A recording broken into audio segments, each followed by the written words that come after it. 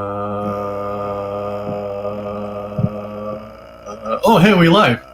Yeah, that's what I was saying. So, welcome to the Way of the Weeb It's podcast. been a while. I am group admod and the sauce boss, Zach Johnson. I am another resident uh, administrator and overseer of all things unholy and weeby. I am Psychos D4. At least that's how I go by these days. And we are going to be flying a little bit solo. It's been a while. It's been a while since we last did this. This is officially episode 7 of the podcast. Happy to be able to get back into the fray after so long. So, we got a few things to go over here. First and foremost, I think we can first discuss the reading selections that we had. Actually, I put up the this is one of the things in which I've been terrible about. I put up the poll for this month of November back at the last week of October last month, but I never got around to posting those selections for the month. And that's even though the polls have been closed and everyone's voted and everything. So we're just going to save them for the selections for December instead. So, as usual, what we have is 4 selections in total. 2 anime and manga selections that are more family appropriate, and 2 anime and manga selections that may be for a more mature audience. So, we'll start off with the manga selections. For the family manga selection is a pretty sweet story. The English title is A Story About a Grandpa and Grandma Who Returned Back to Their Youth. Oh, that one is so wholesome. Yes, Ji-san Ba-san Wakageru is the shortened Japanese title. And the synopsis is Shozo and Ine Saito have been happily married for as long as they can remember. Even in their old age with wrinkles and cracking limbs, the strength of this love is evident by their precious bond. And then, randomly one day, they wake up to find they are young again. Despite their newfound youthful and attractive bodies, Shozo and Ine remain the same as ever. Ji-san Ba-san Wakageru follows the young old couple as they go about their daily lives spending time with family and defy the expectations of the youngsters. So it's a bit of a wish-fulfilling premise, but it seems to be used responsibly. It's not just there for indulgence. They're really exploring the full ramifications of what it means to have this elderly couple return to their youth and how they're going to operate in society like that again. Mm-hmm. So it's for what I've seen, it's a very, very cute story. And, like I said, wholesome all over the place. So that's why it was recommended for the family audience. I don't know. Have you read this one? I've read a little bit of it when it was shared on Facebook one day. Okay, yeah. The author actually originally released it on his Pixiv and Twitter accounts, so that's probably why. Yeah, I hope it gets serialized. Yeah, maybe so. Maybe it'll get popular enough for that. I mean, look what happened to One Punch Man. And Mob Psycho 100. Yeah, exactly. From the same author. Mm-hmm. One can hope, one can dream. And Horimiya. Okay. Yeah, we can definitely hope and see that will happen. So that's the family manga selection. For the mature manga selection, this is one that I've started and is a very easy breeze and a very easy read. And a very fun read as well because it's a 4 comma. This is Kawaii Doshi wo Komara Setai. Translated, I want to annoy the pretty boss. Yeah. I caught up with that one. Oh, you've caught up with it. Yeah, it's easy to catch up with it. I just need to dedicate the time to doing so. But it's a very simple sitcom setup. After drinking too much at a company party, the serious and shy 30-something Ira Megumi finds herself waking up naked in bed next to a younger coworker, Aoki Shun. What happened with Aoki the previous night? And perhaps more importantly, what does she want to happen with Aoki in the future? So, yeah, this Megumi-san is a bit of all, at least on the outside, is all business, all work, no play, hard professional woman trying to keep on the veneer of strict professionalism, but you get a little Irish courage into her, and she turns into a total college degenerate. Yeah. And I kind of like the male MC in this one too, because he's a bit lazy and lackadaisical, but he's well, like when it comes down to um, Megami doing something that she might regret, he actually kind of backs off. Yeah. He likes to tease, but he doesn't like to bully. Is probably the Yeah. best way to summarize it. Which is it's more wholesome than one would think. And as I understand, he's like one of the newer employees to the business, Hmm. so he's still trying to make his bones in the world. And But he does kind of know boundaries. He's respectful. He's a, he is, he hmm is when he needs to be.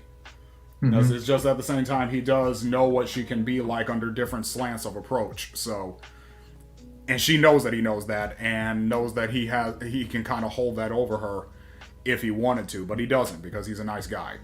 So hmm yeah, there's a lot of dynamics Well, in maybe this. not nice This guy. sitcom. The term nice guy kind of has a stigma to me. He's a good dude. Yeah, there you go. That may be a more appropriate way of saying it. But yeah, there's a lot of layers to this. Like I said, very simple sitcom premise that I would definitely. It sounds like something that would be like in between slots between Scrubs and The Office on primetime TV. Kind of, yeah. Just from its premise, but it's very well done. And Throw in some more side characters, and you definitely got that. yeah, you can definitely have like a Facebook meme culture fan base for something like this with a little bit of spit and polish. But yeah, like I said, very easy read. It's a 4 coma. Each quote unquote chapter is just a page of 4 panels. So check it and check that one out. I want to annoy the pretty boss. Okay, so those are the manga selections. Moving on to the anime selections that have been selected, and these won in the polls by a pretty significant margin. So for the family-friendly anime selection, this is one that I've been eyeballing for some time, and I did start it, and it is available in both dub and sub on some very accessible platforms. So it's really, I don't know why I've been putting this off for so long, but I'm happy to get into it. This is Masamune-kun's Revenge. Uh, It's a bit of a high school, you could call it a high school romance drama slash comedy in a way. When Masamune Makabe was a child, he was rejected by a rich, beautiful girl named Adagake. I pronounced that incorrectly. Aki Adagaki, who gave him the nickname Piggy for being overweight. Devastated, Masamune put great effort into working out to improve his appearance. Now a handsome yet narcissistic high school student, Masamune is determined to exact revenge. He will have Aki fall madly in love with him, and ultimately reject her the next time they meet. To his surprise, Masamune discovers he has transferred into Aki's school. Setting his plan into motion, Masamune first begins to form a relationship with the brutal princess. But despite his efforts, fails miserably at his initial attempts. Shockingly, when Masamune finally progresses towards his vengeance, he receives a mysterious letter addressing him by his old nickname. Unless Masamune discovers the sender's identity, his plan is doomed before it even starts. So yeah, it is something of a romantic comedy revenge story. He was rejected by this popular girl a long time ago, but he's worked himself out and improved his appearance so much that you wouldn't even recognize him anymore. And his whole plan banks on that, and banks on her not recognizing who he is. there's a kind of thing with like these kind of revenge stories where like the integral part of the revenge is like improving oneself.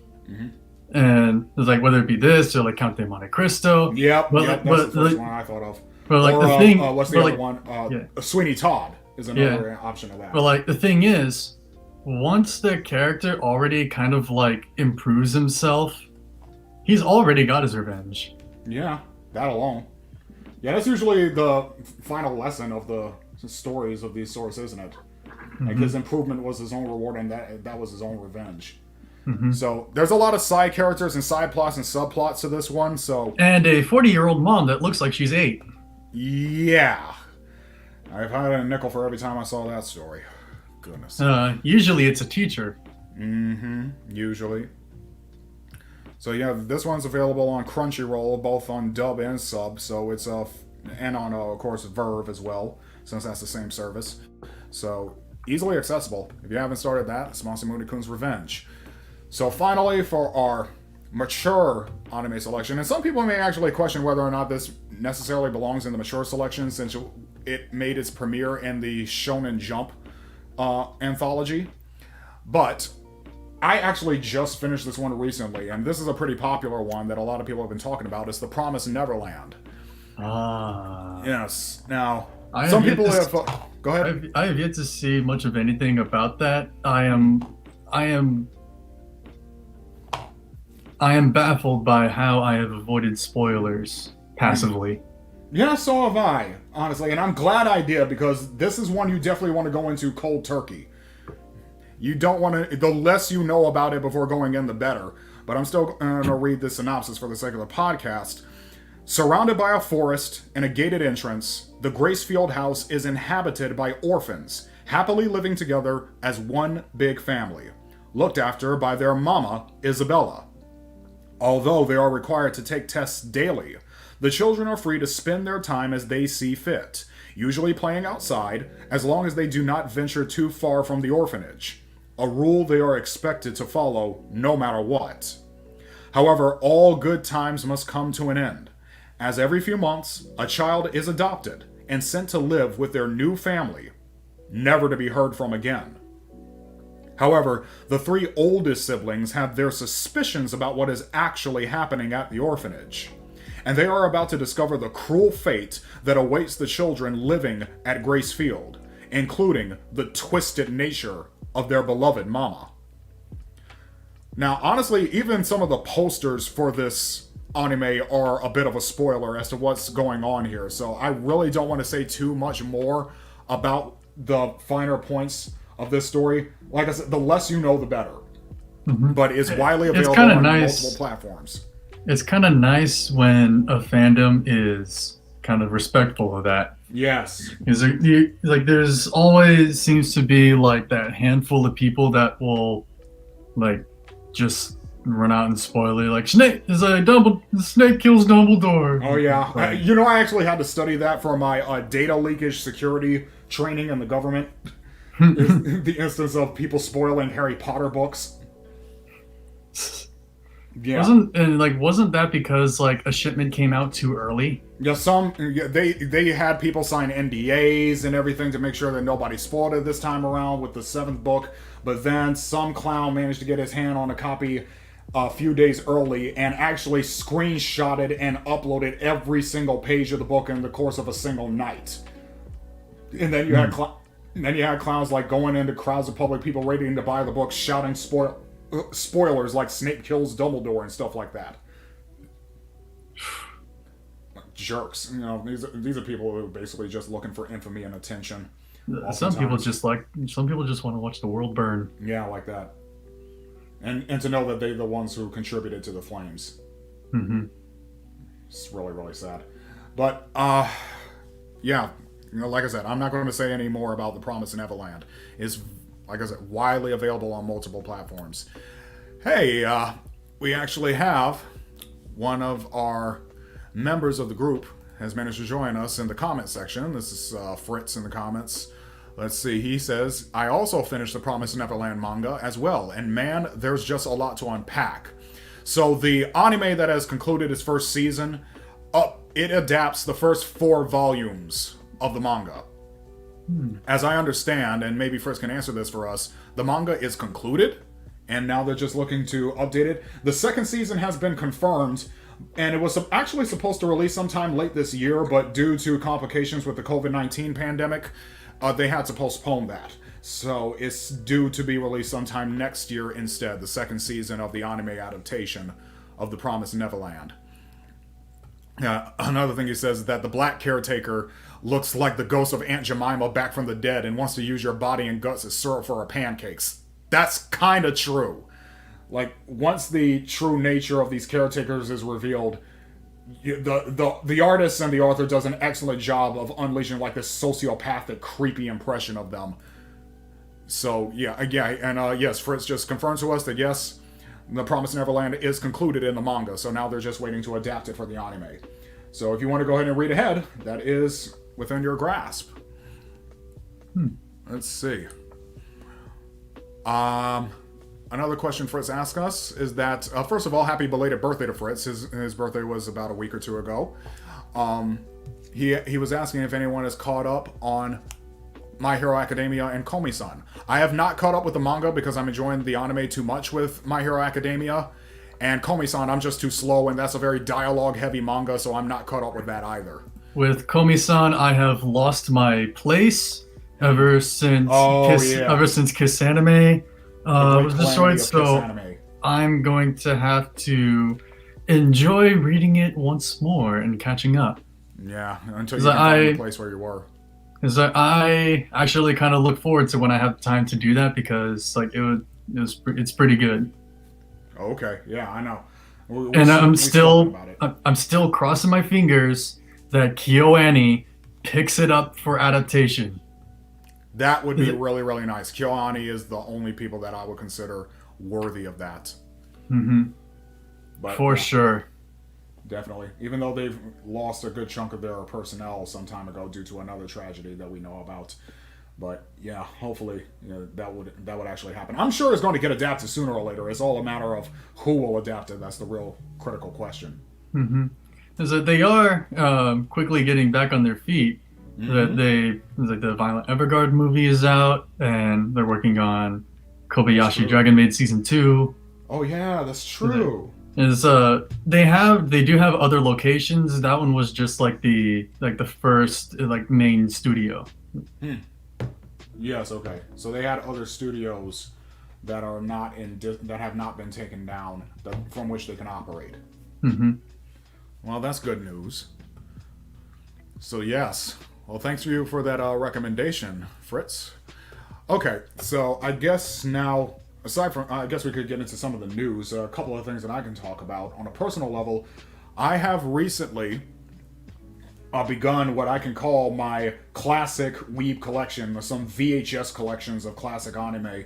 And I started off with 2 selections. One was the VHSs of the first 3 movies of Gunsmith Cats, which was a lesser known anime production from the 90s that's heavily influenced by the action movie culture of the 80s. Like, if I were to summarize Gunsmith Cats, I would say that it really is just a gender-bent version of every single dynamic duo, cheesy 80s action flick that you've ever heard of, wrapped into one.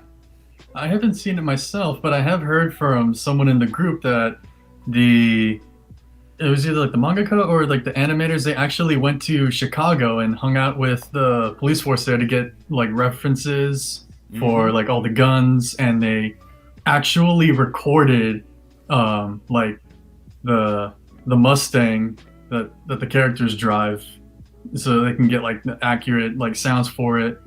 And like from what I've seen, there is a lot of attention to detail on the firearms. Yes. The author is an aficionado for guns and cars. That can be said without hesitation. And yes, he gives explicit and extensive and exhaustive attention to detail with regard to those things. Even some obscure firearms that people have never seen. There was another anime adaptation of another work of his that, if I'm not mistaken, operates as a backstory for one of the main characters of Gunsmith Cats. I'm going to see if I can get the title for it real quick. It's called Riding Bean, and that anime was actually adapted way back in the late 80s.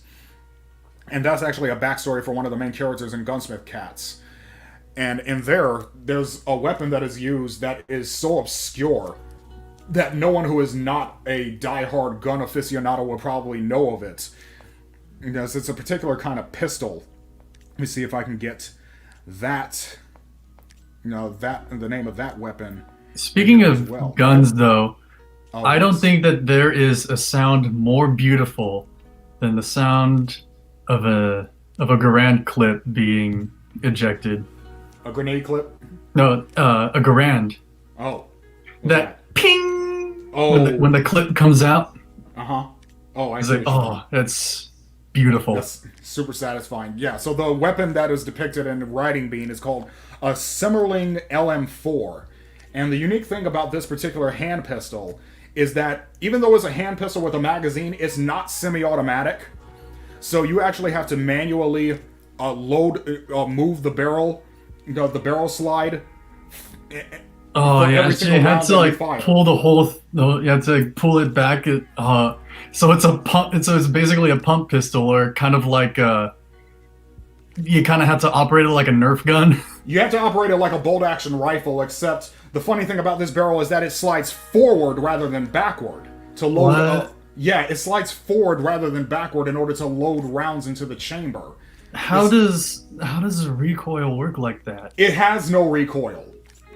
Ah, That's probably the purpose behind that design, because the first thing I thought when I saw this, like, that's got to be very inconvenient for shootouts if you have to manually load every single bullet. But for like assassination jobs, that's useful because, as I said, there's zero recoil to it. Because of the way it's designed to have zero recoil. So yeah, it's interesting. It's and it speaks to the author's dedication to his discipline to know the finer details of such obscure firearms like that. So yeah, with Gunsmith Cats, like I said, that's the first of my collection for VHSs of classic anime. The first time I actually bought it, I bought a copy from Australia, which was a bad move because they're in the PAL format, and my VCR is an NTSC format VCR.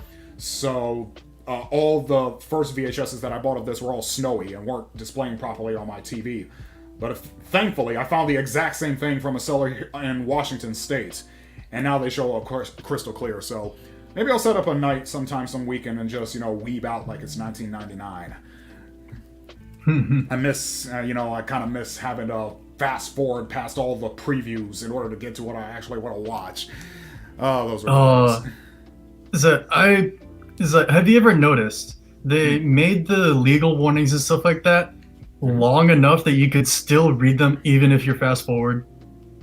Yeah, I think that's the point.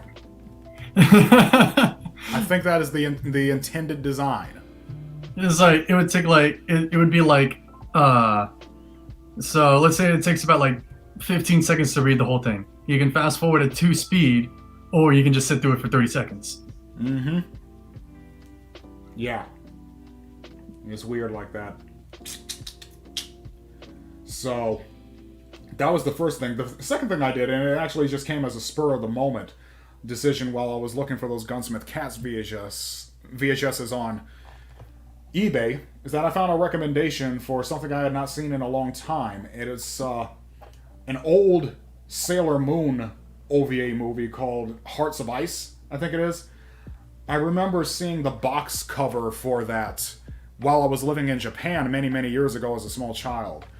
And I saw it in like the video rental store of the nearby military exchange shop, and it caught my interest, and I definitely wanted to see it, but I knew my folks wouldn't let me, check it out for a multitude of reasons. But lo and behold, so many years later, like well over 20 almost 25 years later, here I am again. I see it again, and I thought, you know what, I got the money for it, why not?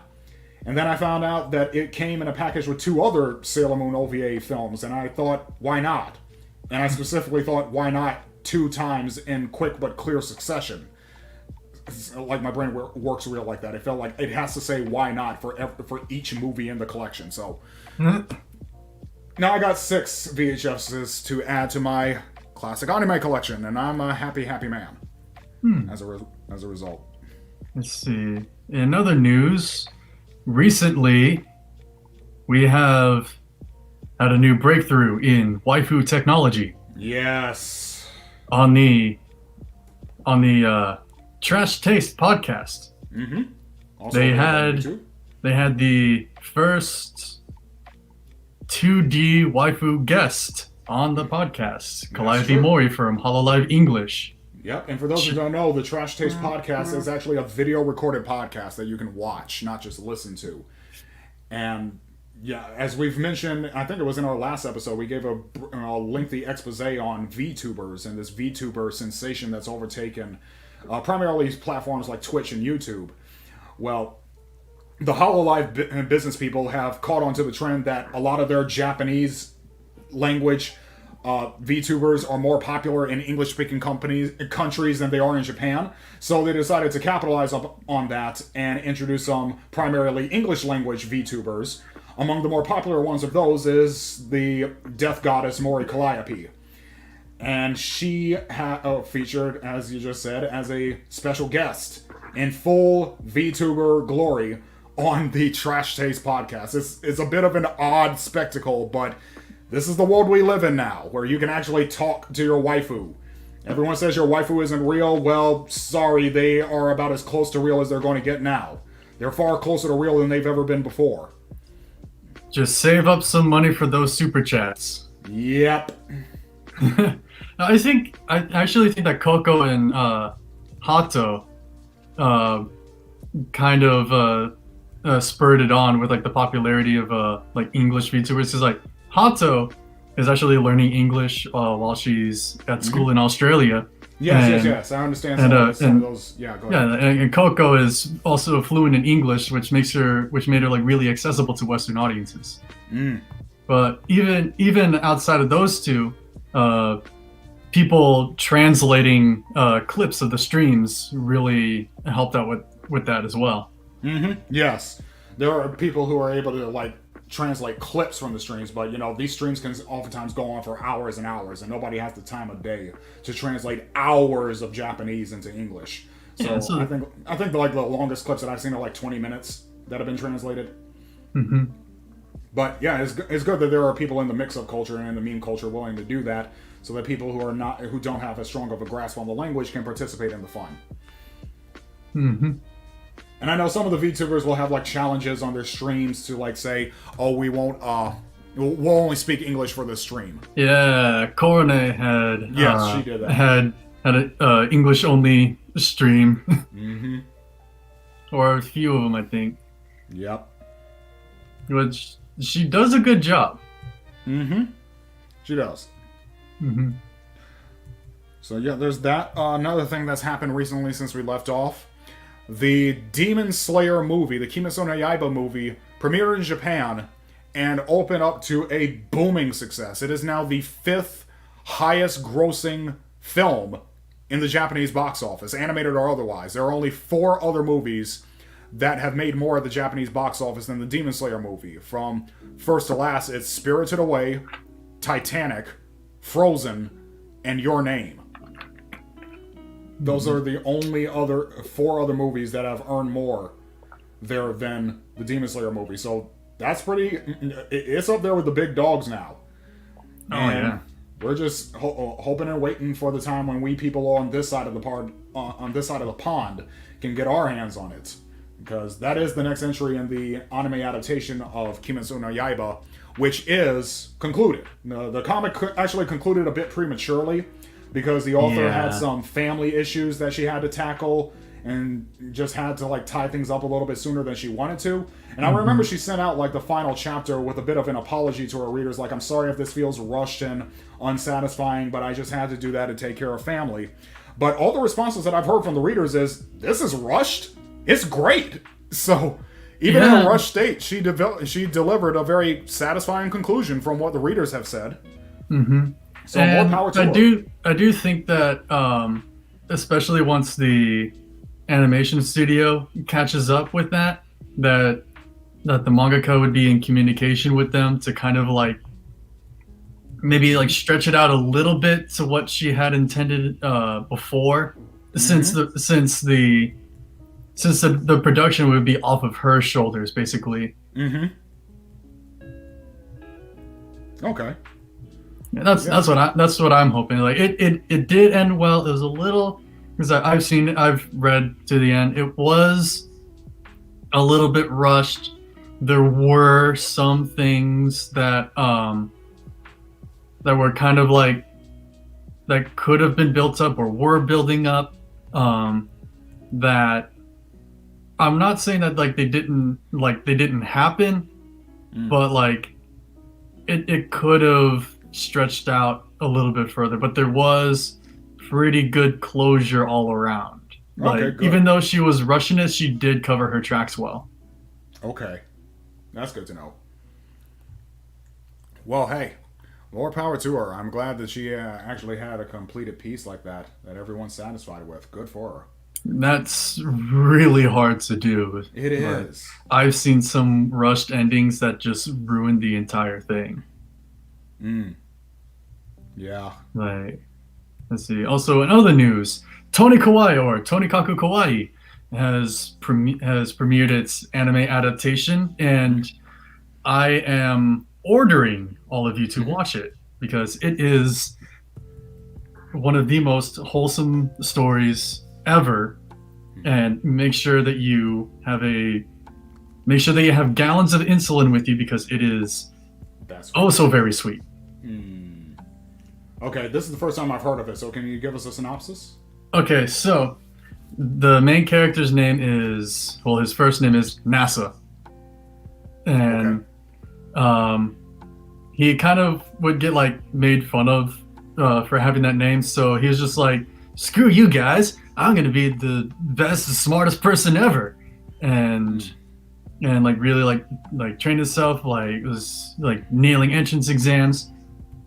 And then one day at a bus stop, he sees a girl and is just so starstruck.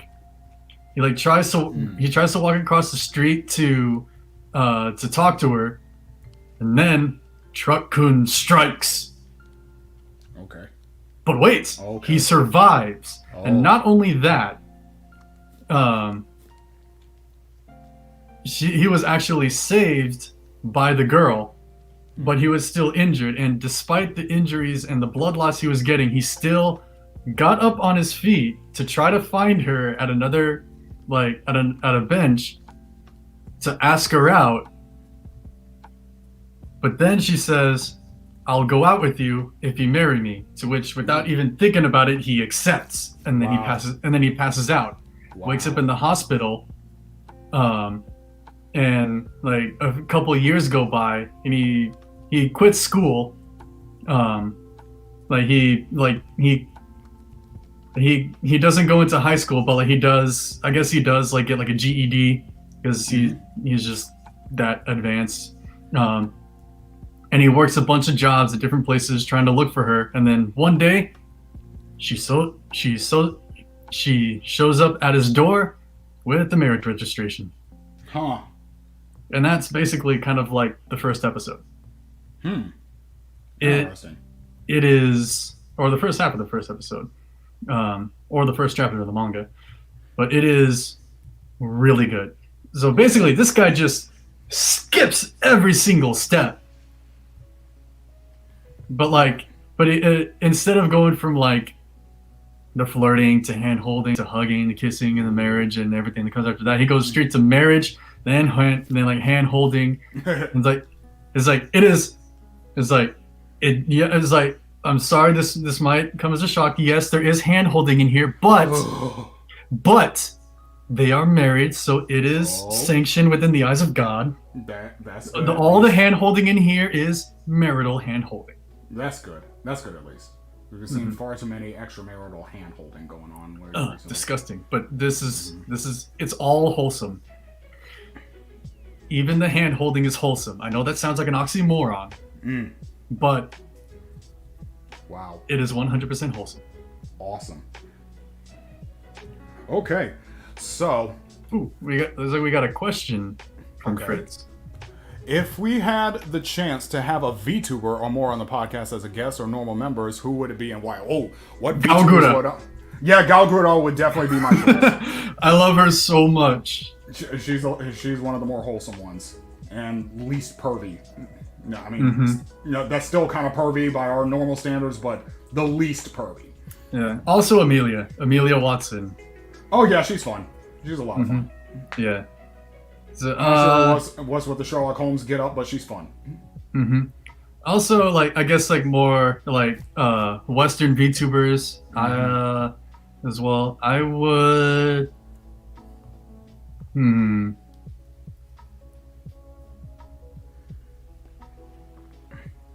Let's see. Project Melody. I'm not sure her history and image would be appropriate for a podcast, considering her background. Like, isn't she still active in that? Yeah. Yeah, that's. But I think if, but like it would be easy enough to narrow the topics down.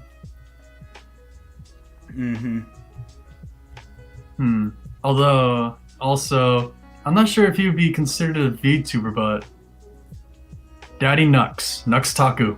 Nux Taku. Yeah, he's not a VTuber per se, but he's definitely a YouTube personality that I would love to talk to.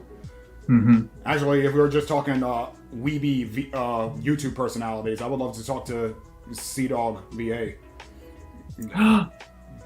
Ina does puns? Yes. What? Yes. Oh, let's see. She has... Yeah.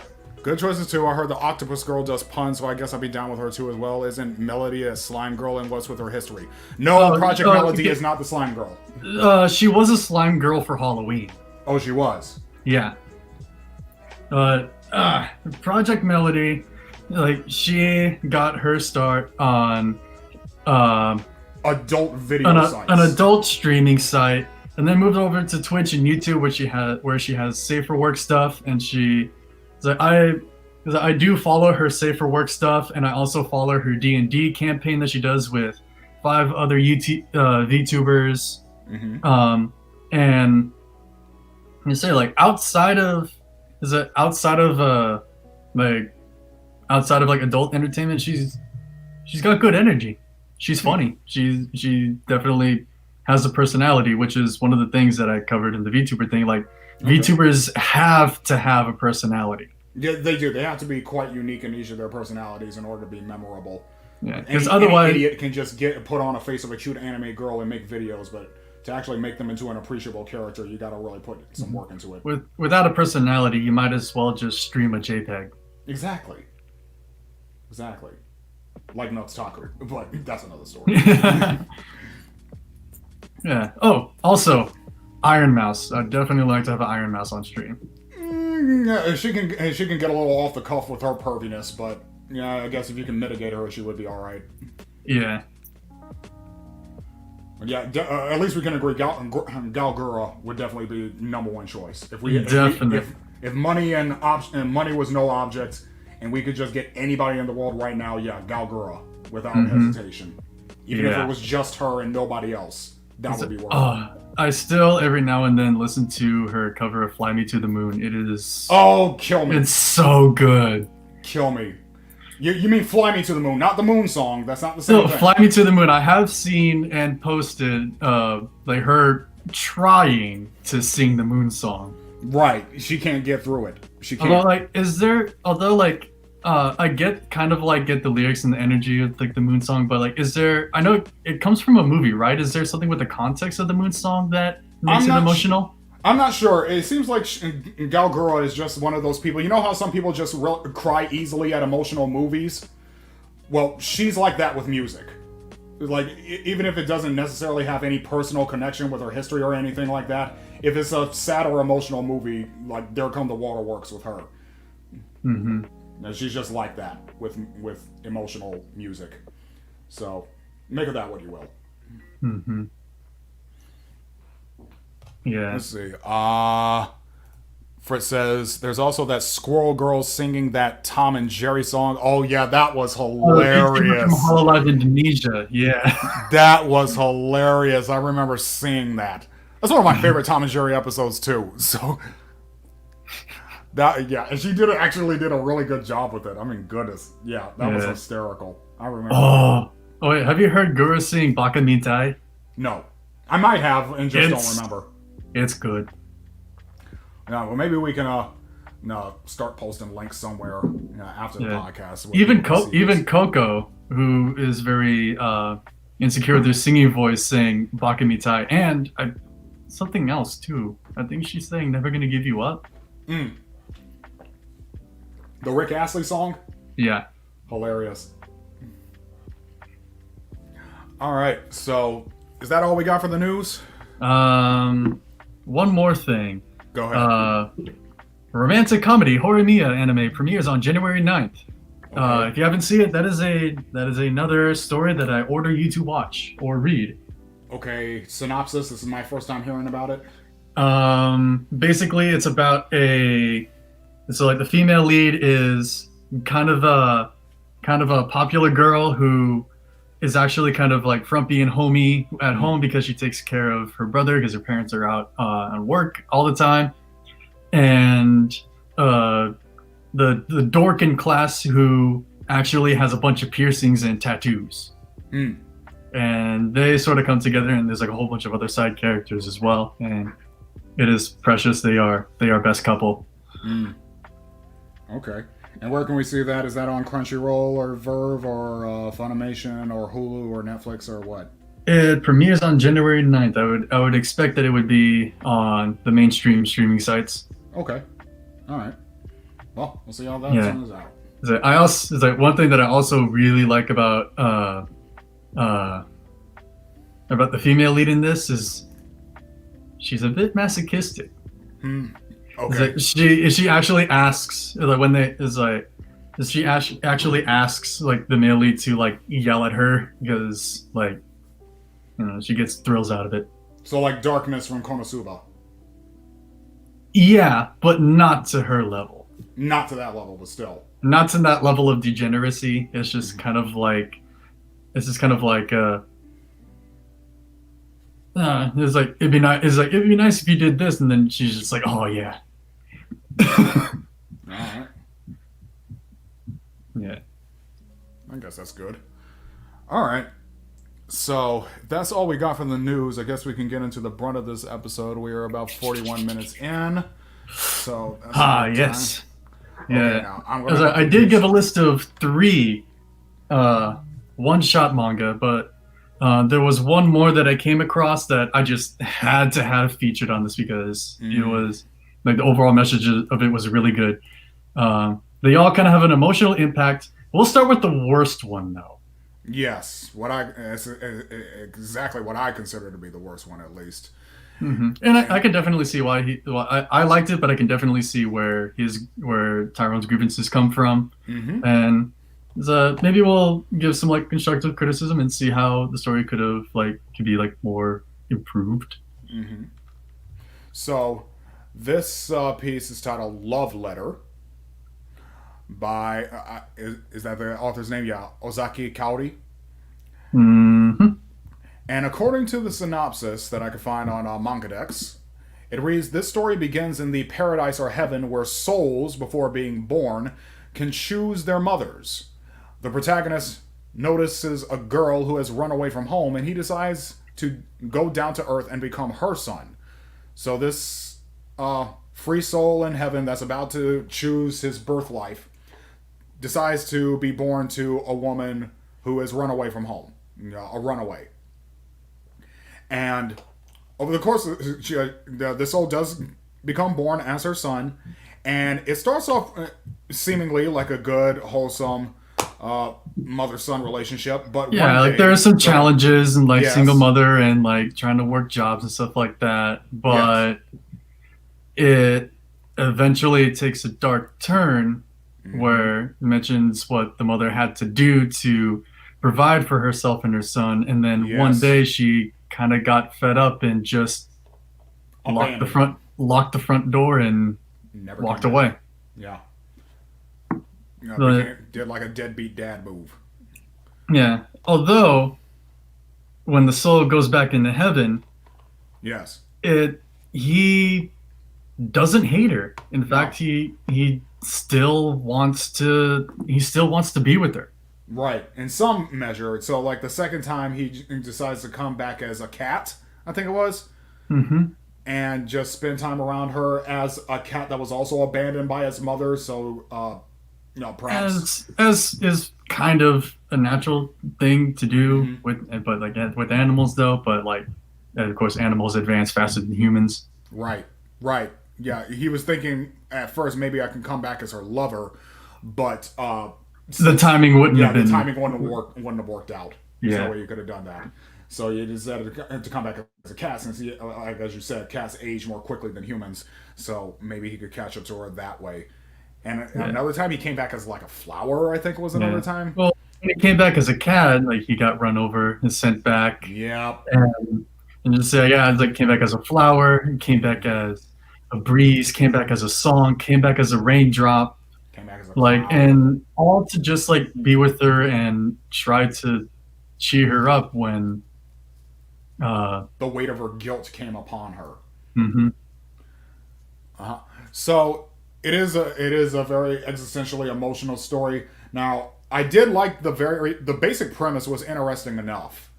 From a mechanical standpoint of someone choosing how they are born in order to be with certain people that they find endearing.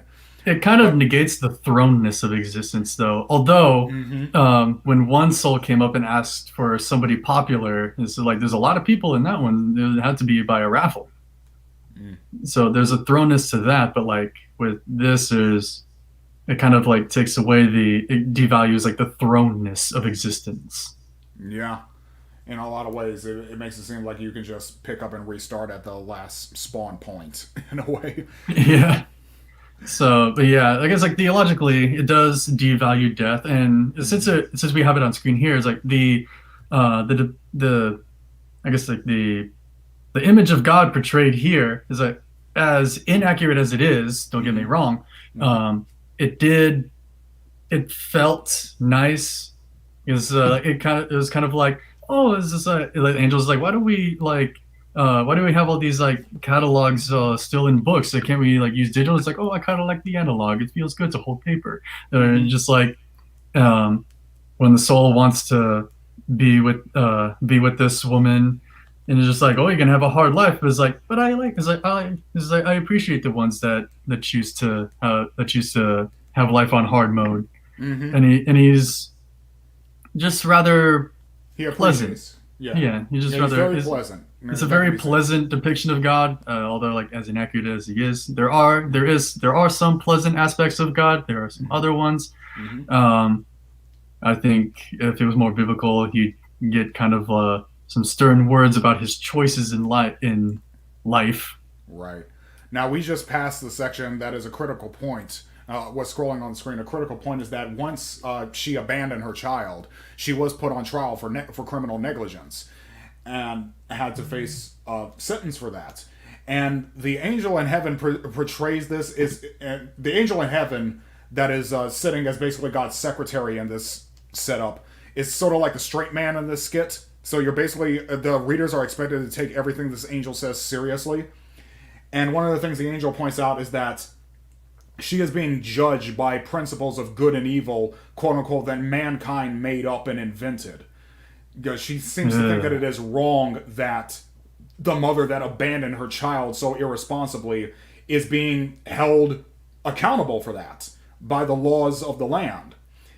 And that, like I said, that was probably the biggest fly in my soup reading this entire story, is that it wants to reduce concerns of good and evil, right and wrong, to just personal, socially constructed preferences that we made up out of the blue, which in so many ways is just fundamentally untenable. Is intellectually untenable, is morally untenable, is Historically existentially untenable. is historically untenable. So, like, if it wasn't for that, I would have enjoyed this a lot more. But because that was such a central thematic strain to this story, that's probably the biggest reason why I consider this the worst of the screen of the one shots that we're reviewing today.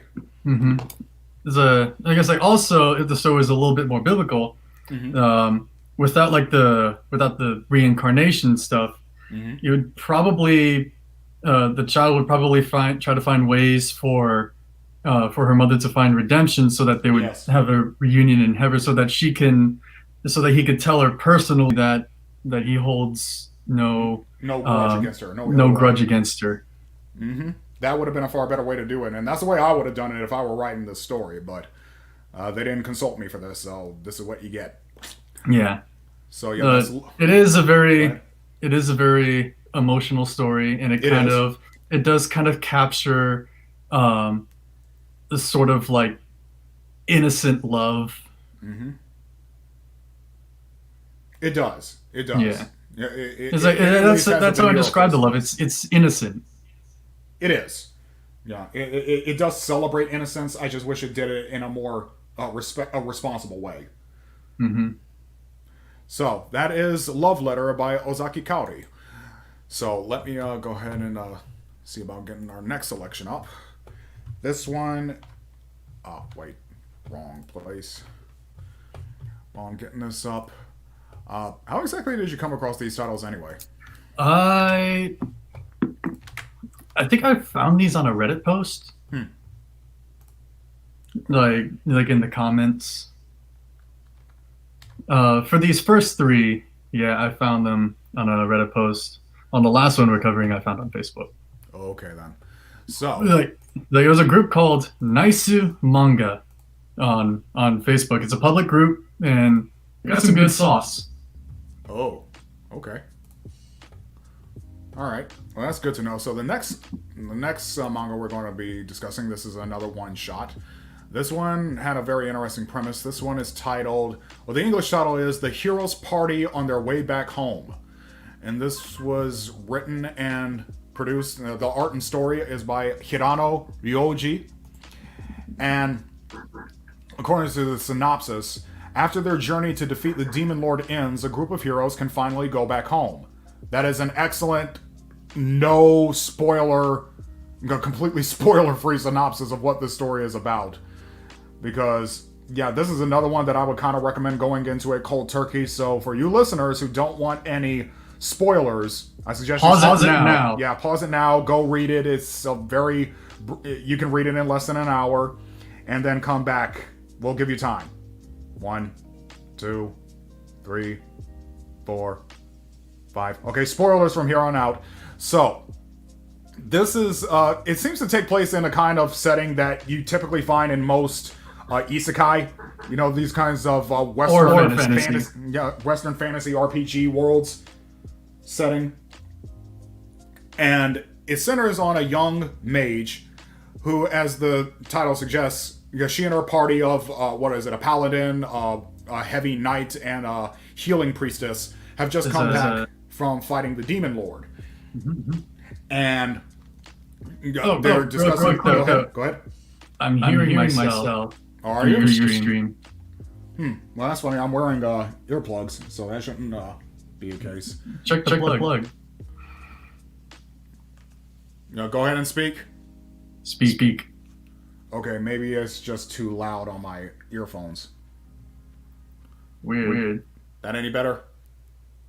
I'm still hearing myself as if I'm listening to the stream. Well, I'm not hearing any doubles. That's odd. Let's see. Fritz, are you hearing doubles? No, let's ask him. Fritz, if you're still there, are you hearing doubles, my friend? He says he's still here. You still hearing doubles, man? I'm still hearing it. So I guess my commentary. I'll probably have to take my earphones out to talk. Otherwise, I'll just be pausing like that. That's odd. Did that just happen now, or has that been happening the entire stream? It happened when you switch to this tab. Oh, okay. I think I know what that is. I know what that is. Okay, let me do this. Here's what I can do. Hello. Yeah, I don't hear myself anymore. Yeah, that's it. Okay.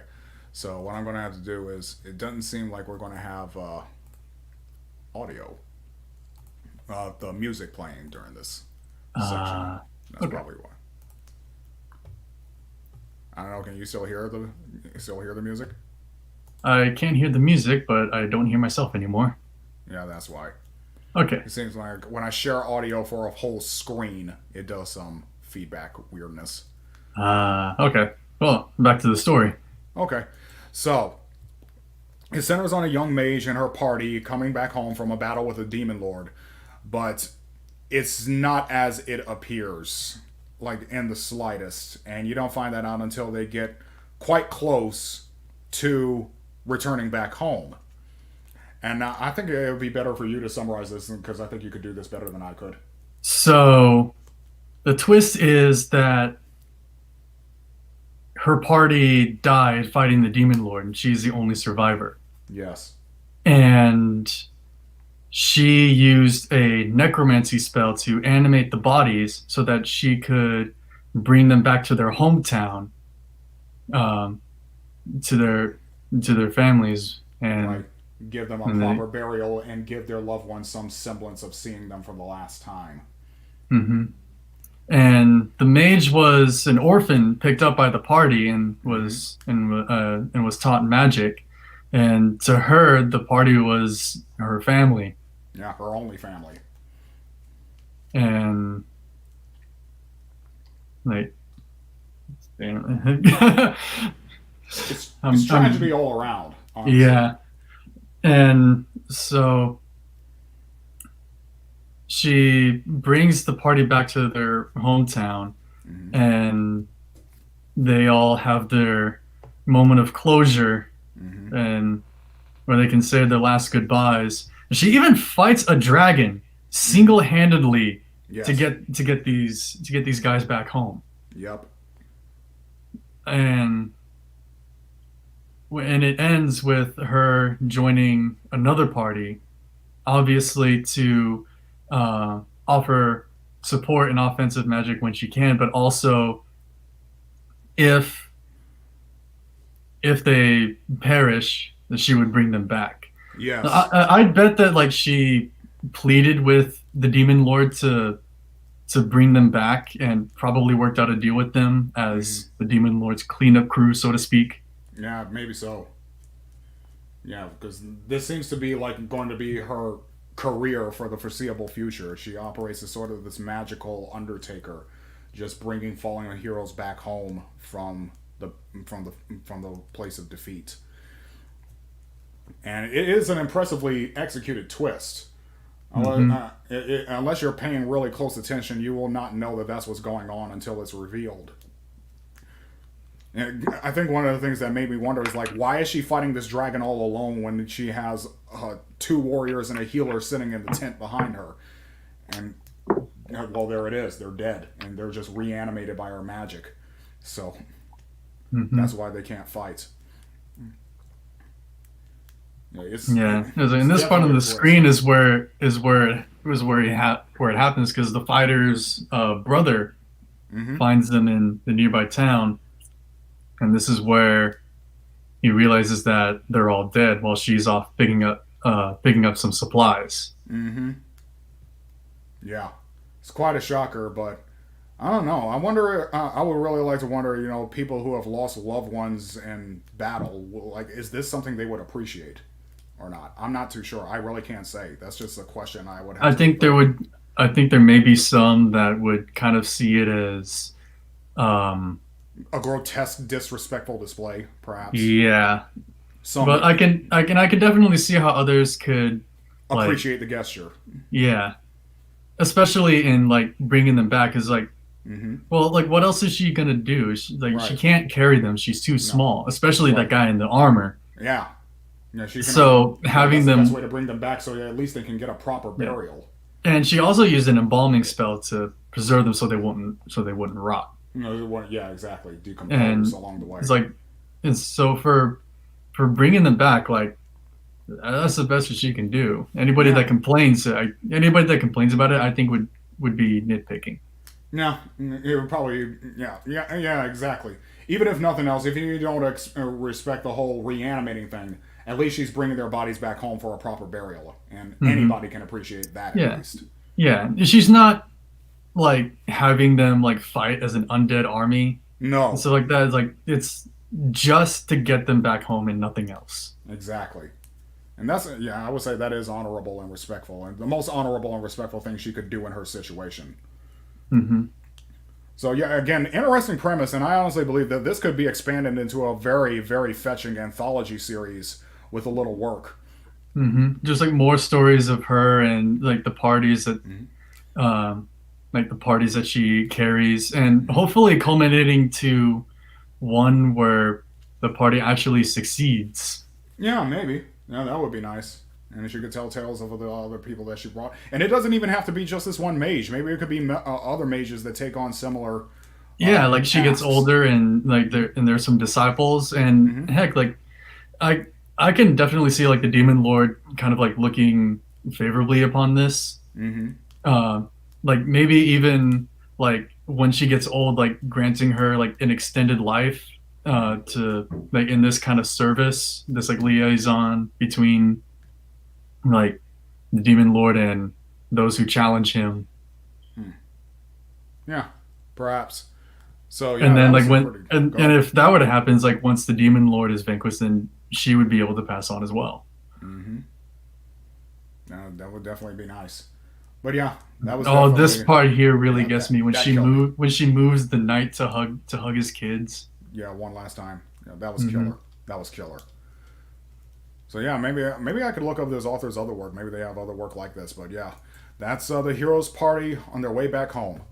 So let's The next get one on really to did you in. yeah. This one killed me. I didn't need this, but I got it good and hard anyway. So, I am the connoisseur of feels. Yeah, that's usually my thing when it comes to movies. You may remember I used to host watch parties, and yeah, my eye for feels became so potent that I had to give people a warning ahead of time.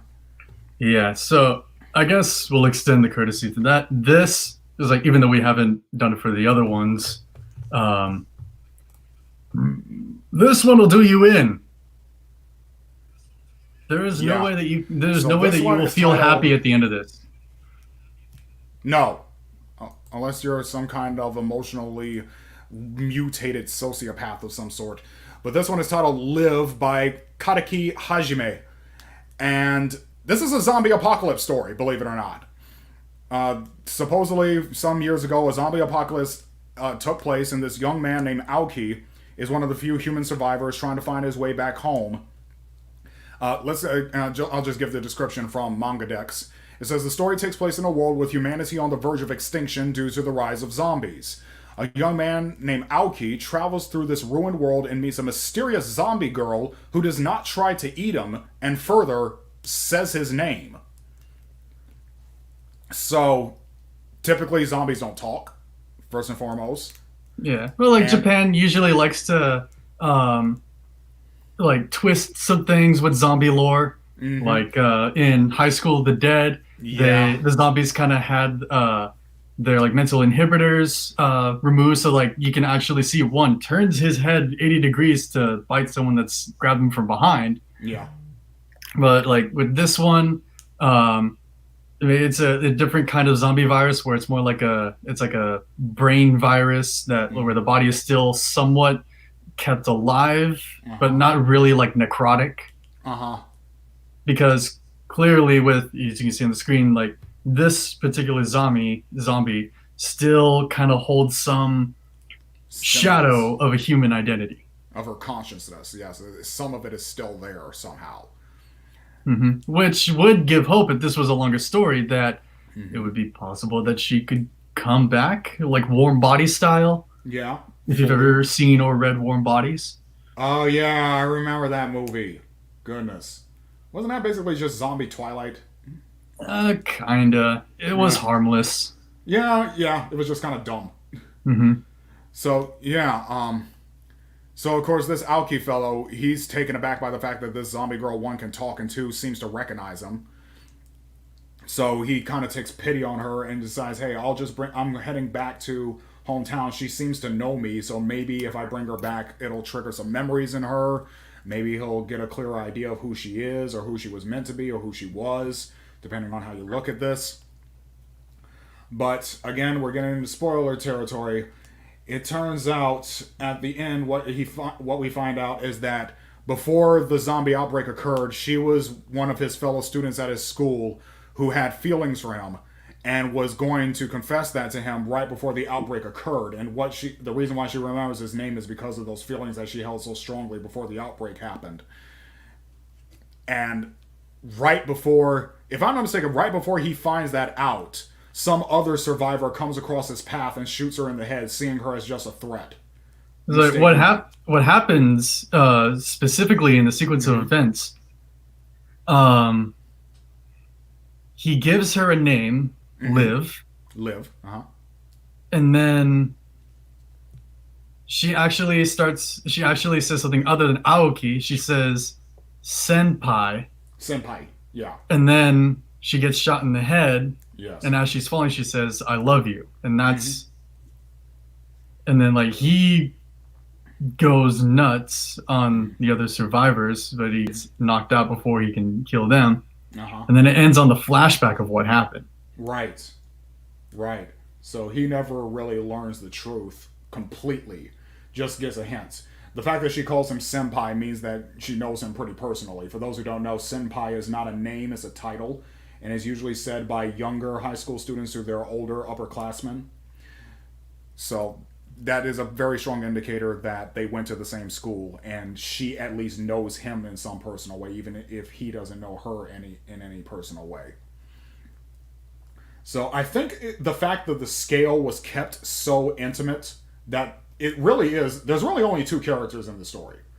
Like there's outside influences that come upon them in the form of some external characters, but fully speaking, this story only has two characters, and it is a fully developed character drama in 50 plus pages between just two characters trying to come to an understanding of each other. And it kind of reminds me in some ways of, and at least in a mechanical way, of that sequence in Toy Story 2 of Jesse's song. It's like it's very short, but it's complete. It's thorough.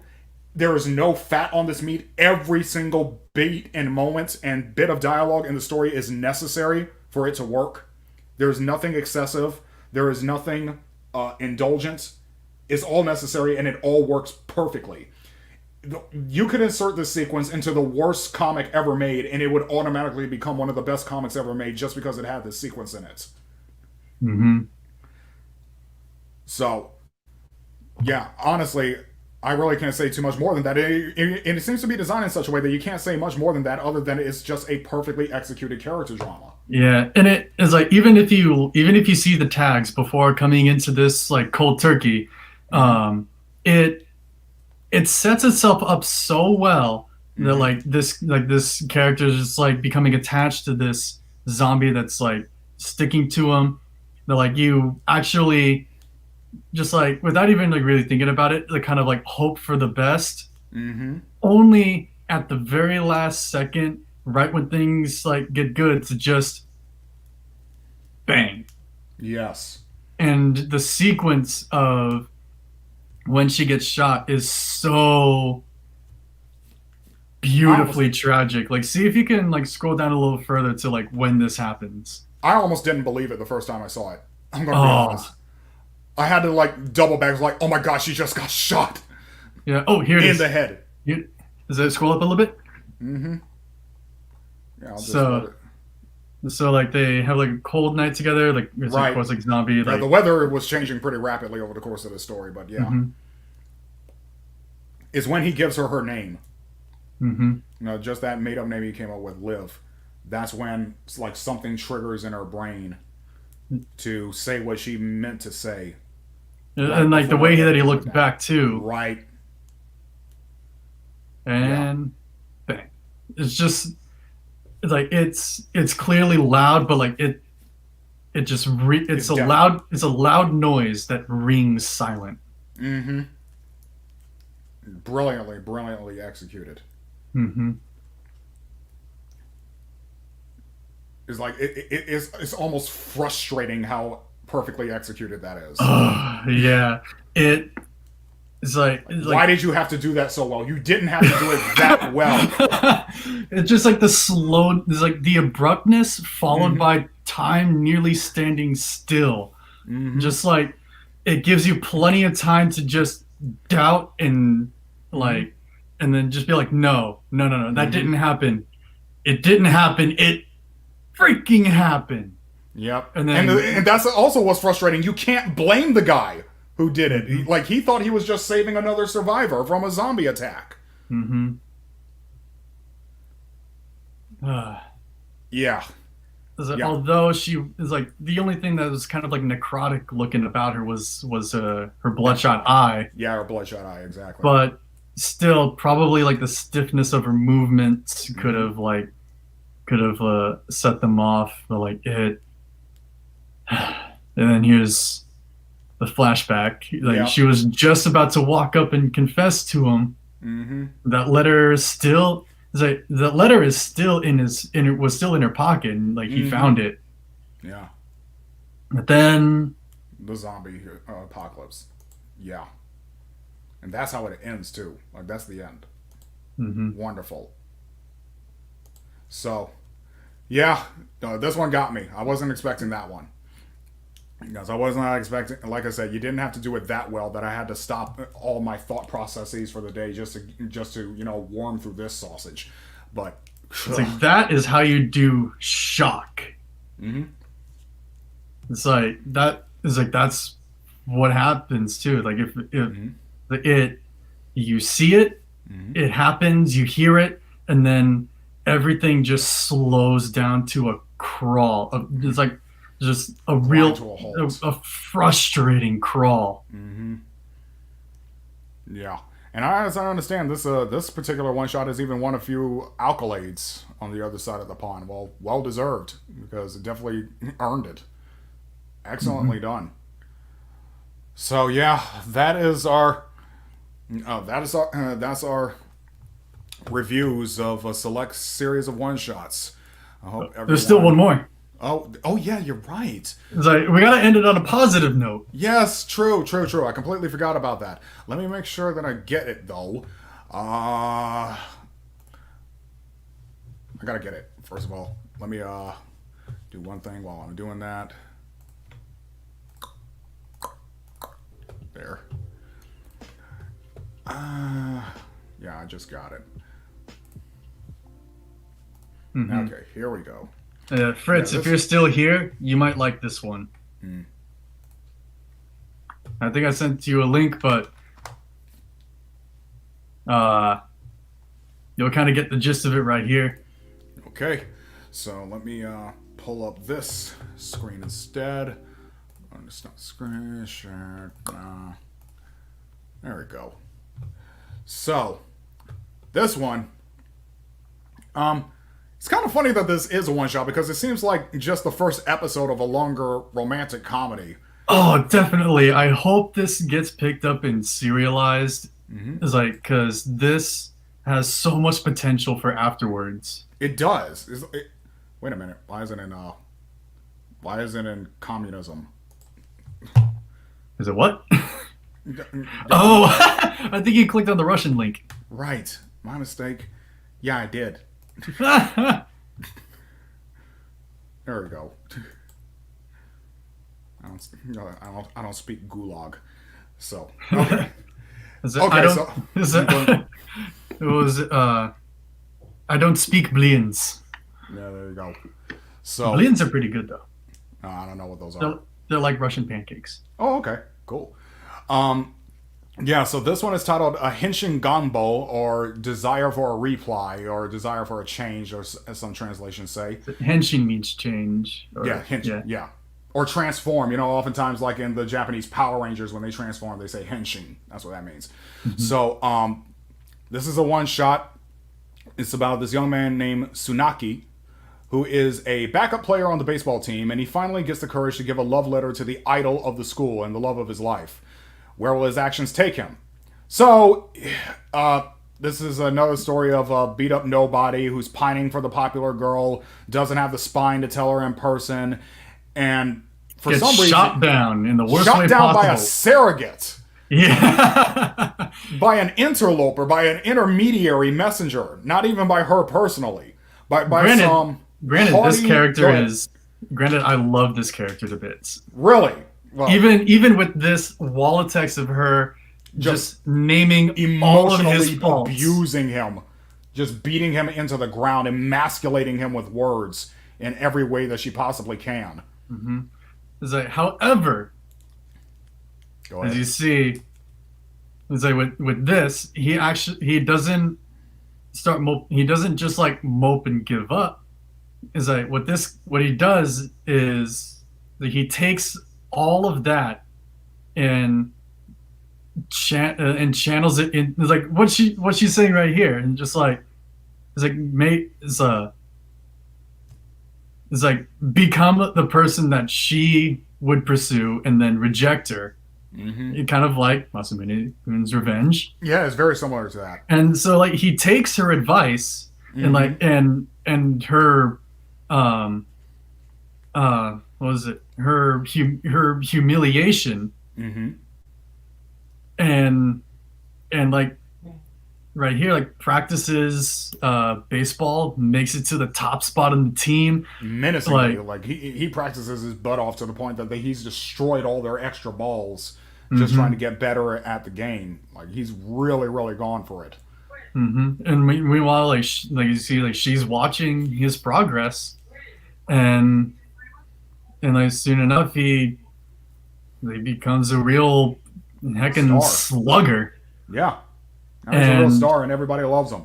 mhm, and it's like of course like his crush sees it too Mm-hmm. and kind of starts to like him.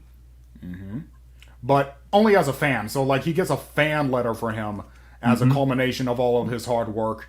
And then he does this hard 180 where now he's crushing on this intermediary who's been hounding him this whole time. Hmm. which I think is the perfect choice. I loved this character from the moment I saw her. Well, She you all she right? actually like I think she actually looks better than the crush. Okay. She's more appealing. She's got attitude. Well, obviously the And artist designed her like that because the artist obviously intended from the beginning that this would be a much more central character than the crush. So obviously she mhm, would get the better treatment in design. yeah, and plus I like what she represents. Now, what does she represent to you? The main character is Anima. Okay. Yeah, I guess you could say she is like the manifestation of his self doubt in a lot of ways. Hmm. That devil on his shoulder, constantly telling him that he's not good enough. Hmm. Or just like she represents like the feminine side, the kind that like will the kind of like the feminine side that like will scold his Mm-hmm. masculine side for not being man enough. Mm-hmm. Right. It's kind of like what was that Peterson quoted from somebody else? Men test ideas and women test men, Yeah. and that's what she does. She tests him, And and that's what I think makes her a much better fit than the crush, mm-hmm, because like even though she like berated him and humiliated him, emasculated um him, destroyed him. yeah, it's like it was what he needed. Yeah, I guess so. It was that And spur to his side that made him into a better person. mhm. And like that to me is an ideal relationship. Yeah, It's as like long as it someone, doesn't turn abusive, because those kinds of yeah, relationships can very easily turn abusive. yeah, it's like she said her piece, told him what he should do, Mm-hmm. and let And he him did do it, it. Yeah. and she even congratulated him for it. Hmm. So yeah, And there is potential there. I can yeah, agree with and that. still kind of like with her attitude at the very end, it's just like, oh, you let a girl kiss you? And just like he's like, you got to learn to take the initiative. That's uncool. Mm-hmm. Well, it's And probably like going to be his next it's like, incentive to get better. ah, yeah.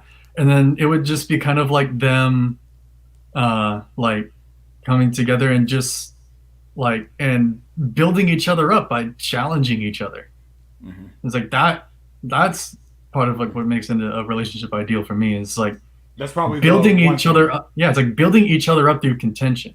Right. It's That's probably the like, only thing that's missing that will probably make me like this relationship more. Is like how exactly is he going to return the favor to her? What yeah, which I flaws are? think Yeah. would be part of like the continuation of the story Right. if this gets like serialized. Exactly. That's why I said this seems like a really good pilot episode for a longer idea. Hmm. So yeah, that's Yeah. what we had to say about Henshin Ganbo or Desire for a Reply. Good stuff. I'm really liking these kinds of selections. So Yeah. Yeah, if we want to do this more often, like if we wanted to do an even longer format of this entire podcast, we can make this a more regular thing where we just review one shots. Yeah. Or we could have like a monthly one shot. Uh Since huh. they're short, like a monthly one shot alongside with like other main with like the other main topics and stuff. Mm-hmm. I would enjoy that certainly. Yeah. But so I got a lot of one shots in my library. I'm sure. I'm sure. So yeah, we could definitely put that into the deck of cards. But next month is December. There's going to be a lot of holidays. I'm not entirely sure if we're going to be able to allot time for a podcast episode during that month, but we'll put it in the cards at the very least. Hmm. I definitely enjoyed this one. This is definitely one of the better conversations that we had. And thank you, Fritz, if you're still there, for joining us. I know he doesn't seem like he's still there, but thank you for coming in. When you listen to this later, thank you very much for that. So, this is a good place to end it. We hope that everyone who saw this got something from it. What's up? What about our Bible study? Are we actually going to do that? I understand that we were going to take a break from Ecclesiastes. I was going to discuss Jonah. I've been wanting to talk about Jonah for some time, at least here. But it would be very improvised if I were to go into it right now. Is everyone going to be all right with that? Yeah, that's pretty much how we've been doing Ecclesiastes. All right then. So going into my Bible app, I'll get up to the book of Jonah. Now, the story of Jonah is one that everybody knows, of course, even from childhood. You notice that the most popular stories we tell kids: the creation story, Noah's Ark, Jonah. I think probably one exception is David and Goliath. There's a running theme with all of them is that they all involve animals, usually. Yeah, that's why oftentimes the story of Jonah is oftentimes rewritten as Jonah and the Big Fish, because it puts the animal that he interacts with in the foreground. And same with the creation story, it involves a lot of animals, and Noah's Ark, it involves a lot of animals. Kids love animals. Even though, if you look at those stories more holistically, they're not exactly the happiest or most friendly stories on paper, no matter how you slice it up. The story of Noah is a tale of mass death. A mass divinely constructed death. And that's not exactly the happiest story to talk about, but it's still pertinent because it's part of the biblical narrative. So with the story of Jonah, as far as I can tell from what I've been reading, according to some biblical scholars, the prophet Jonah must have lived a much, much longer time ago than most people think. Some have even suggested, maybe it's not this one, maybe it was the story of Job. I know Job has been suggested by some biblical scholars to have taken place in pre-Diluvian times, meaning before the Great Flood. And some have even suggested, if I'm not mistaken, that Jonah may be in that same camp. I could be wrong about that, though. But nevertheless, Jonah was a prophet, the son of Amittai, and everyone knows the story. God came to Jonah one day, told him, hey, I need you to go to the great city of Nineveh, preach to the people. Their wickedness has come up to me, and I need you to warn them to turn from their sins, lest they be destroyed. And Jonah gets this bright idea. Like, you know what? No, I'm not going to do that, because the Ninevites are not one of us, and I really couldn't care less what's happening to them. In fact, I'm going to see if I can get on a ship and sail in the opposite direction, away from Nineveh, so that I can't do exactly what God is asking me to do. Now, it should be pretty clear, especially to a prophet, that trying to run away from God is one of the dumbest things that you can do. Just, with the whole omnipresent thing, that is pretty commonplace. Yeah. Understood with, yeah. It's like a mouse trying to run away from a cat when it's in a barrel and the cat is looking at the barrel. It's just like, it's like there's no way you're getting away from me. Yeah. No possible way. It's really, really dumb. But in times of desperation, people do dumb things like this. Now, it took me a few reads to come to this recognition. But the fact of the matter is, the reason that motivated Jonah to defy God and run in the opposite direction was not something like laziness, as I have been oftentimes told in my younger years. It was actually hatred. The fact of the matter is that Jonah absolutely hated the Ninevites. He wanted nothing more than for God to destroy them with fire and brimstone and wipe them clean from the face of the earth. to the point that he was going to do something as stupid as try to run away from the divine in order to escape the task that could very easily lead to their redemption and salvation. Basically, he was just like, well, they'll get they'll get what's coming to them. Exactly. In a way, he's taking That's the what he place of wants. God as judge. Exactly. He's trying to cut God's legs off from under him and supersede God as the judge over these people. Now, that's not to say that the Ninevites were good people. Obviously, like God said, their wickedness had come up to me. These were slavers, these were pagans, these were drunkards, and just degenerates of every single sort that you can think of.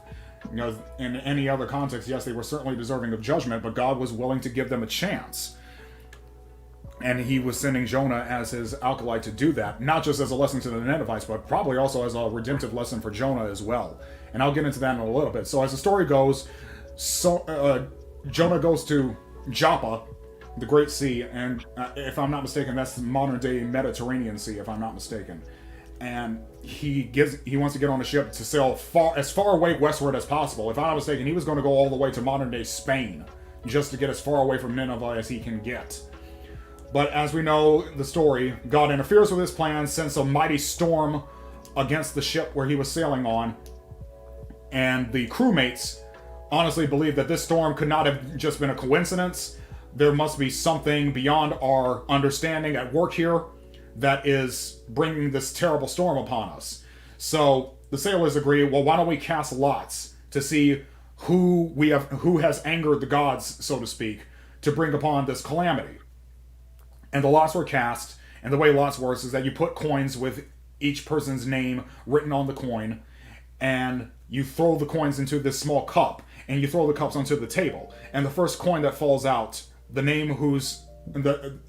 name on it, the one whose name is on the coin that first falls out is the one that is considered guilty of offending the gods. And in this case, it was Jonah.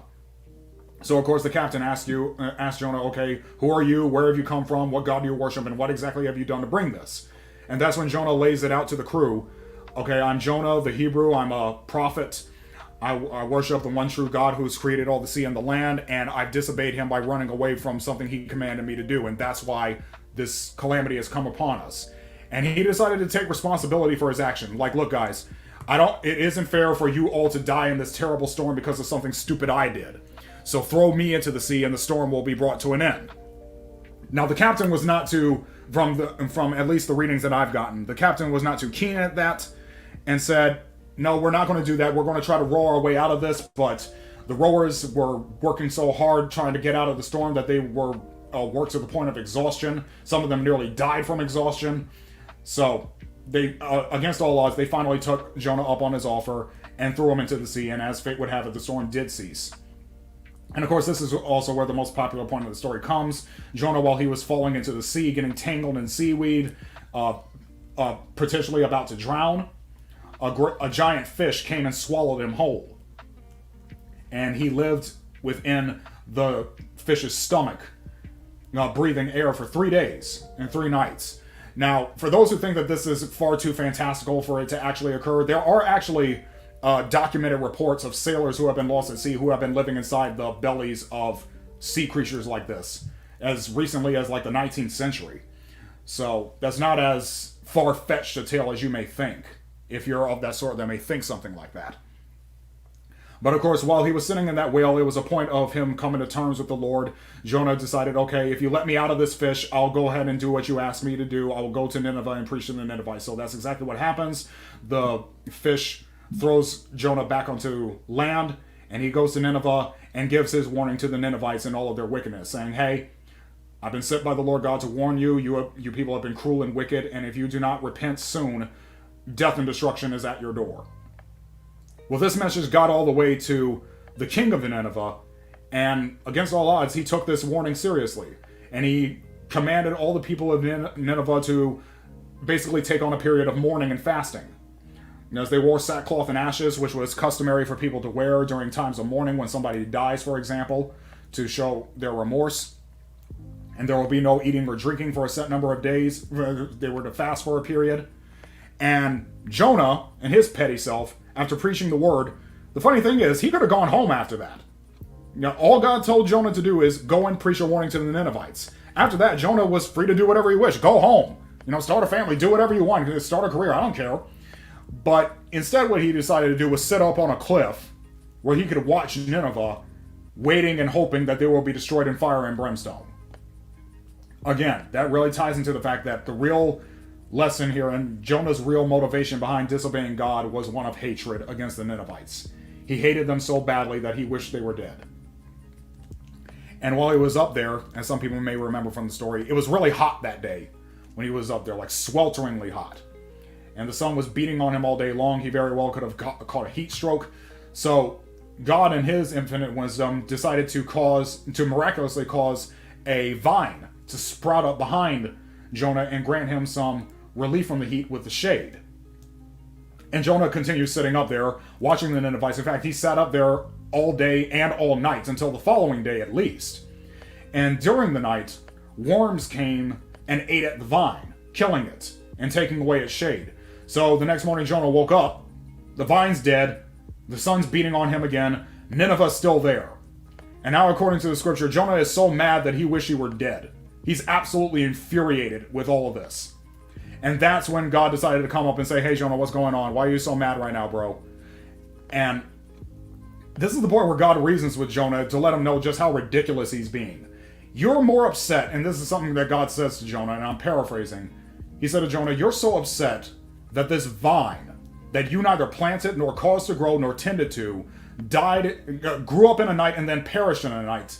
And yet here you are so angry and resentful about the fact that I decided to take mercy on that great city of Nineveh, which was home to over 120,000 people who most of them are deathly ignorant, and not to mention all of the livestock that they have. You're more upset about the death of that vine than you were happy, potentially, about the death of this great city with all those people in it. And this is the really gripping thing that I found out after rereading it after so many years. That's where the story ends. Yeah. Really, the last verse of the Bible is God's asking Jonah that question and laying out his foolishness to him. Now, this is Jonah chapter 4, verse 11. It's the final verse of the book of Jonah. And this is God speaking to Jonah. And should I not pity Nineveh, that great city, in which are more than 120,000 persons who cannot discern between their right hand and their left, and much livestock? The end. That's the story. That's where the story ends. We don't know what happened to Jonah after that. Maybe he did take his life out of anger, for all we know. Or maybe he wised up and went back home.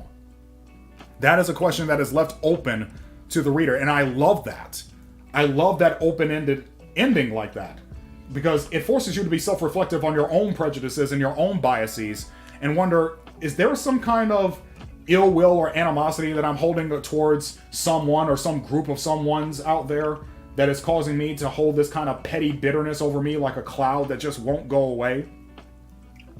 So that is, I hope, a more updated and mature rereading of this popular story of Jonah that I had. So I'll leave it to you. Do you have any other insights that I may have overlooked?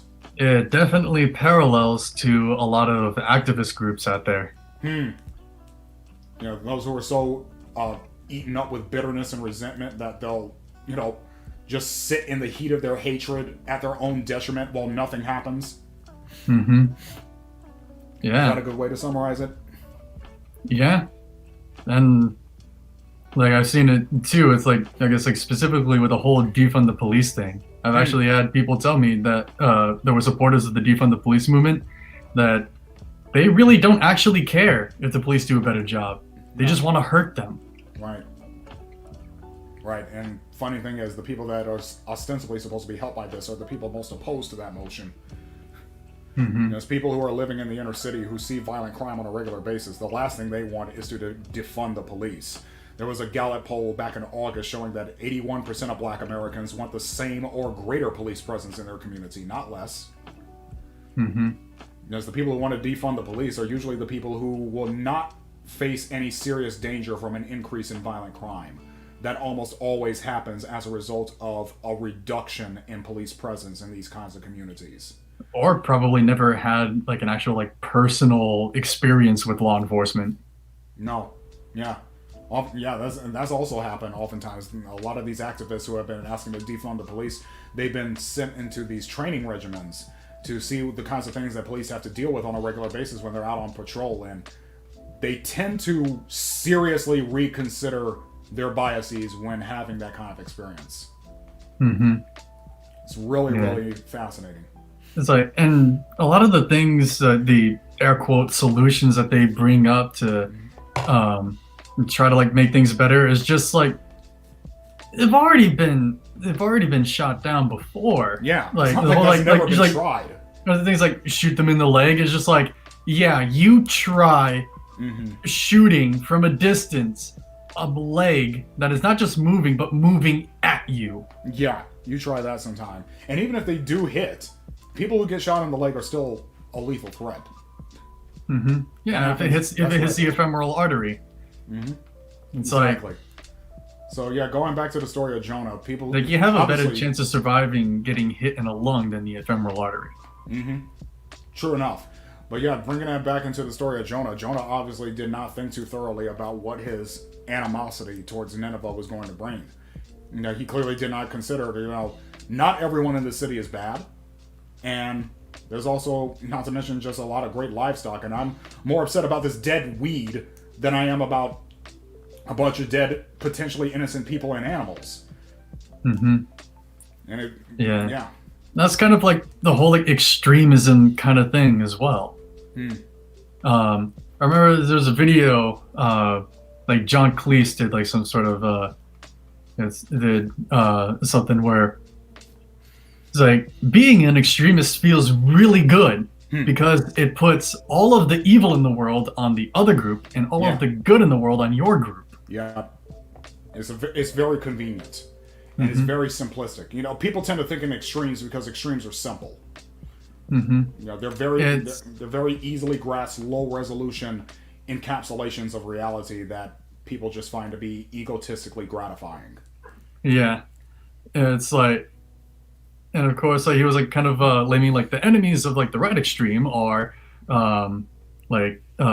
union leaders, like all these kinds of like people that would be on the left and moderates, and the enemies of the left extremists are like traditionalists, authority figures, and all that stuff, and moderates. Now, actually, it depends on what kind of moderates you're talking about. I've heard a lot of people who call themselves moderates who are some of the most extremist people that I've ever met. So, there are the genuine moderates out there, but there are also the extremists who, for some contrived reason, call themselves moderates, just to try to slip past any of those watchful dragons of extremism, in a way. Yeah. That's the story of Jonah that I could at least give as the substitute for our typical Bible study.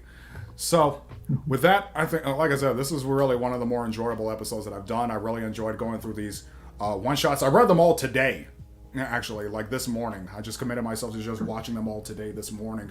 And I really enjoy, even with the bad ones, I at least enjoy the reading experience. So, I look forward to doing that again sometime soon. Maybe give a reviews of some of our reading selections that we've had in the group. Maybe, but let's see. What would be a good topic for the next time? Well, for the next time, I can't speak too much to that. Maybe we could discuss that offline and just post in the group about what we're talking about. But aside from that, I do kind of like the idea of adding a one shot. Like kind of like a one-shot review, or even if it's an anime, like a really, really short one. A really short one, like a movie or an OVA. Yeah, maybe not a movie. A movie would have a lot to unpack, but maybe like an OVA. Yeah, like one that I've been trying to revisit recently is Angel's Egg. You can actually find that for free on YouTube. I'll probably put a link to it. In the discussion. There's something in between the anime news and the main topic. Yeah. That would be great to do. All right. So, again, Fritz, go ahead. What? There's something for the main topic. Right. I'm not too sure want to bring up on that? I mean, I've been thinking about a few things, but Ooh. nothing concrete. What? Okay, so if we manage to swing a podcast next month, Mm-hmm. I would like to do a I would like to have a discussion and analysis on F, a tale of melodies, a tale of Oh, yeah. memories slash melodies. Okay, so I'll have to go through that one. I know which Yeah, one you're talking about. it's both seasons are 12 episodes, I believe, Uh huh. but it it's pretty good. Mm-hmm. It was made by a very young and wet behind the ears Mm-hmm. Studio Shaft, Okay. and it has two of the most beautifully uncomfortable scenes that I've ever sat through. It's not even visually uncomfortable. It's Oh. like Situationally visually uncomfortable. situationally uncomfortable, definitely. Like it's visually minimalistic, Hmm. but it's just All like right. 2 minutes of just wanting it to stop. Okay. Good. Good. Good. Good. Good. So we'll leave that as something to look forward to when we actually get into that. Yeah, and plus, like I was thinking in December because the first episode of the first season is on Christmas. Oh. Okay. Cool. Well, that's fitting. Okay. So we'll put that up for our review for the next episode. I like that idea. All right. So for everyone else, next week is Thanksgiving. I understand that there are people who are seriously reconsidering their Thanksgiving arrangements due to the outbreak because there does seem to be a resurgence in cases all over the world.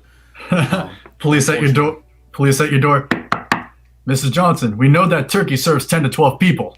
Uh huh. Exactly. So I hope everyone just stay safe, be smart, but don't be idiots in either direction. And Don't this be. Black Friday, please be courteous to your retail workers. Yes, please. Please. Please do that. I I'm mean, speaking from someone that's worked this. 3 years in retail. Please be courteous. Now, I've worked in retail I've worked seasonal at a Toys R Us. I know what it's like, and especially this Black Friday where everyone's hunting for a PS5, myself included.